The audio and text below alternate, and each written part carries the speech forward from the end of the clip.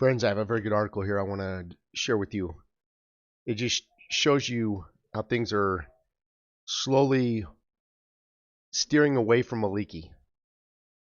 Let's get into this article here. So, the title, Sudani ends alliance of necessity with Maliki and begins under the table negotiations to form the government.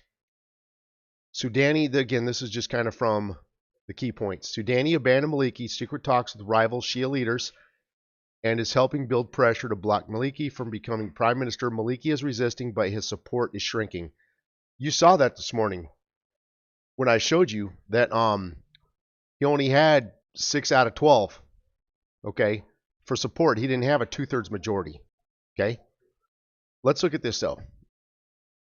So in this article here, the report says that that Sudani has effectively ended his political alliance with Maliki within the coordination framework. This Sudani-Maliki front was described as an alliance of necessity that has now collapsed due to disagreements over who should lead the government. Sudani has withdrawn his support from Maliki's nomination and has begun parallel and secret negotiations with other Shia blocs that oppose both leaders returning to power. The main blocs Sudani is negotiating with include the Asaib al-Haq, Hakima movement, and the Bada organization. Okay, sources claim that political economic pressure is being prepared to force Maliki to withdraw, including threats relating to delaying oil revenues held abroad, using the ongoing salary delays as leverage, increasing public pressure against him. The report links the current salary crisis and delayed payments nearly 3 weeks to these political disputes. The split is partially attributed to Maliki's failure to honor a prior agreement with Sudani, which stated if Maliki failed to gain support, Sudani would be nominated instead. Both leaders would back each other if either lacked internal or international acceptance. The coordination framework officially nominated Maliki on January 24th, but his candidacy faced strong opposition after. He was rejected by Donald Trump, who threatened to halt U.S. support, continued domestic political and religious objections. Maliki refused to withdraw and described his nomination as a democratic right, calling on others not to interfere. Either plans aimed to form a large bloc up to 85 MPs led by Sudani and Maliki collapsed due to opposition from rival Shia leaders and secret negotiations among them. The article recalls past resistance to Maliki's return, especially Najaf religious authority opposition in 2014, fears of power centralization. So it says seat distribution within the coordination framework after the 25 elections. Sudani had 46 seats. As you see, Sudani actually won. Maliki's bloc had 29 and so forth. But as you see, Sudani clearly won like I showed you in the video this morning, okay?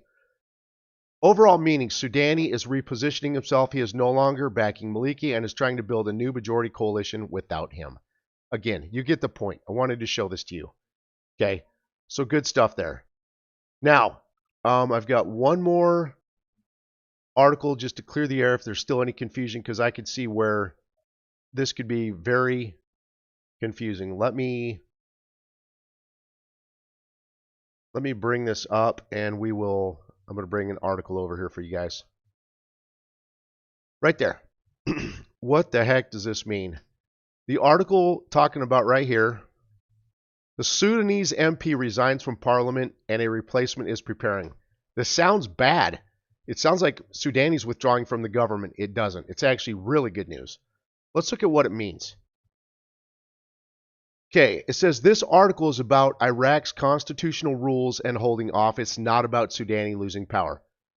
Mohammed Shia Sudani, the prime minister, and Nouri al-Maliki, the head of state, both won seats in the October 25 elections, but as you see, Sudani won more. He technically won the parliamentary elections.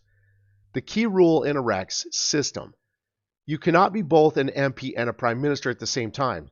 So once someone becomes or remains prime minister, they must give up their parliamentary seat, and it's that simple. He can't have dual power and authority. He can't be an MP and a prime minister. He has to give up one, since he won the most seats. What he's giving up is his parliamentary seat, and he's remaining and taking the position of the Prime Minister premiership. So that's really good news right there.